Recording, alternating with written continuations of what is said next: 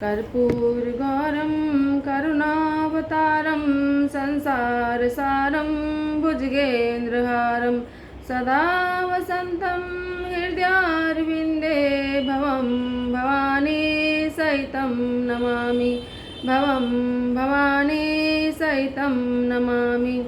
ईश्वर बोले, हे सनत कुमार, अब मैं धारण पारण व्रत का वर्णन करूँगा।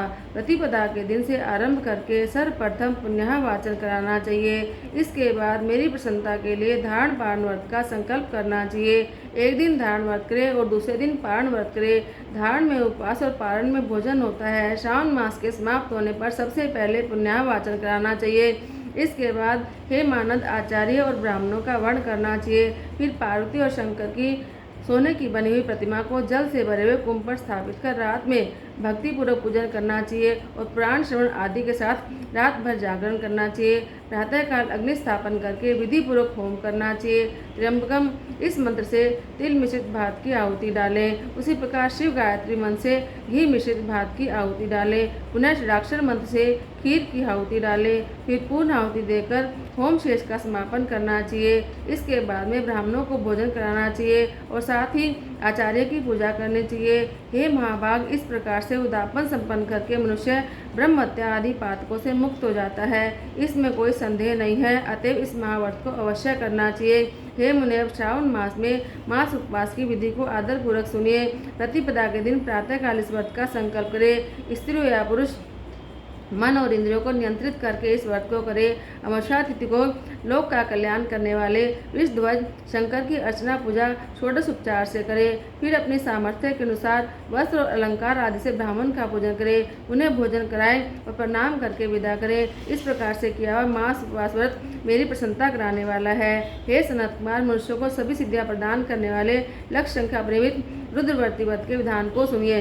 अत्यंत आदरपूर्वक कपास की 11 तंतुओं से बत्तियां बनानी चाहिए। वे रुद्रवर्ती नाम वाली बत्तियां मुझे प्रसन्न करने वाली हैं। मैं श्रावण मास में भक्तिपूर्वक दीवान के देव गौरीपति महादेव का इन 1 लाख बत्तियों से निराजन करूंगा। इस प्रकार श्रावण मास के प्रथम दिन विधि पूर्वक संकल्प करके महीने भर प्रतिदिन शिवजी का पूजन करके 1000 बत्तियों से निराजन करे और अंतिम दिन 71,000 बत्तियों से निराजन करे, अथवा प्रतिदिन 3000 बत्तियां आदर पूर्वक समर्पण करें और अंतिम दिन 13,000 बत्तियां समर्पित करें, अथवा एक ही दिन सभी 1 लाख बत्तियों का मेरे समक्ष जलाएं।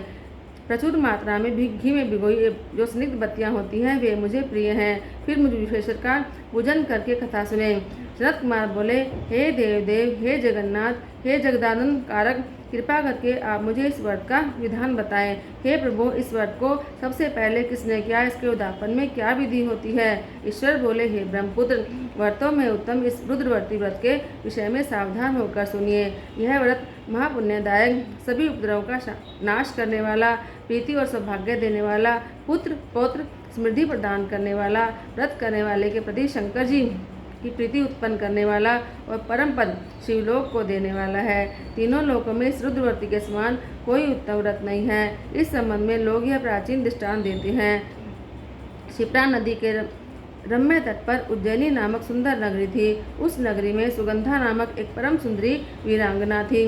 उसने अपने साथ सन्मार्ग के लिए अत्यंत दुसह शुल्क निश्चित किया था। 100 स्वर्ण मुद्रा देकर संसर्ग करने की शर्त रखी थी। उस सुगंधा ने युवकों और ब्राह्मणों को नष्ट कर दिया था। उसने राजा और राजकुमारों को नग्न करके उनके आभूषण आदि लेकर उनका खूब अपमान किया था। इस प्रकार सुगंधा ने बहुत लोगों को लूटा था। उसके शरीर के सुगंध से कोस भर का स्थान सुगंधित रहता था। वह पृथ्वी तल पर रूप, लावण्य और कांति की मानो निवास स्थली थी। वह 6 रागों और 36 रागनों के गायन में और उनके अन्य बहुत से वेदों की भी गान क्रिया में अत्यंत कुशल थी।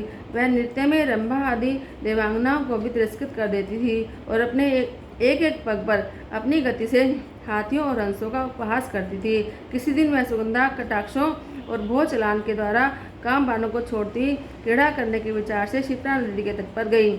उसने ऋषियों के द्वारा सेवित मनोरम नदी को देखा। वहाँ कई विप्र ध्यान में लगे हुए थे तथा कई जप में लगे हुए थे, कई शिवार्चन में लगे हुए थे, कई विष्णु के पूजन में लगे हुए थे। हे महामुने, उसने उन ऋषियों के बीच विराजमान मुनि वशिष्ठ को देखा। उनके दर्शन के प्रभाव से उसकी बुद्धि धर्म में लग गई। जीवन तथा विशेष रूप से विषयों से उसकी विरक्ति हो गई। वह अपना सिर झुकाकर बार बार मुनि को प्रणाम करके अपने पापों की निवृत्ति के लिए मुनि श्रेष्ठ वशिष्ठ जी से कहने लगी। सुगंधा बोली, हे अनाथनाथ, हे विप्रेंद्र, हे सर्व विद्या विशारद, हे योगीश, मैंने बहुत से पाप किए हैं। अतः हे प्रभु, उन समस्त पापों के नाश के लिए मुझे उपाय बताएं। ईश्वर बोले, हे सनत कुमार, उस सुगंधा के इस प्रकार कहने पर वे दीन वत्सल मुनि वशिष्ठ अपनी ज्ञान दृष्टि से उसके कर्मों को जानकर आदर पूर्वक बोले। वशिष्ठ बोले, तुम सावधान होकर सुनो।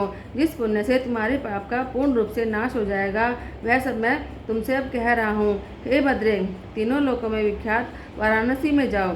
वहाँ जाकर तीनों लोकों में दुर्लभ महापुण्य देने वाले शिव के लिए अत्यंत प्रीतिकर रुद्रव्रती नाम व्रत को उस क्षेत्र में करो। हे भद्रे, इस व्रत को करके तुम परम गति को प्राप्त करोगी। ईश्वर बोले। तब उसने अपना धन लेकर सेवक और मित्र सहित काशी में आकर वशिष्ठ जी के द्वारा बताए हुए विधान के अनुसार व्रत किया। इस प्रकार उस व्रत के प्रभाव से वह सशरीर उस शिवलिंग में विलीन हो गई। हे सनत कुमार, इस प्रकार जो स्त्री इस परम दुर्लभ व्रत को करती है, वह जिस अविष्ट वस्तु की इच्छा करती है उसे प्राप्त करती है। हे सूरत, अब आप माणिक्य व्रतियों का महात्म्य सुनिए। हे विप्रेंद्र, उन माणिक्य व्रतियों के व्रत से स्त्री मेरे अर्थ आसन की अधिकारिणी हो जाती है और महाप्रलय पर्यंत वह मेरे लिए प्रिय रहती है। अब मैं इस व्रत की संपूर्णता के लिए उद्यापन का विधान बताऊंगा। चांदी की बनी हुई नंदीश्वर की मूर्ति पर आसीन सोने की भगवान शिव की पार्वती से प्रतिमा को कलश पर स्थापित करना चाहिए और विधि के साथ पूजन करके रात में जागरण करना चाहिए। उसके बाद प्रातःकाल नदी में निर्मल जल में विधि पूर्वक स्नान करके 11 ब्राह्मणों से आचार्य का वर्ण करना चाहिए। फिर रुद्र सूक्त से या गायत्री से या मूल मंत्र से घी, खीर और बिलपत्रों का होम करना चाहिए।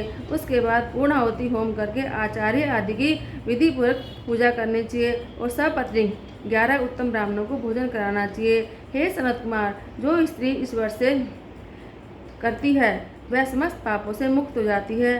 फिर विधान पूर्वक कथा सुनकर स्थापित की गई समस्त सामग्री ब्राह्मण को दे देनी चाहिए। इससे निश्चित रूप से 1000 अश्वमेध यज्ञों का फल प्राप्त होता है। बोलो श्री शंकर भगवान की जय।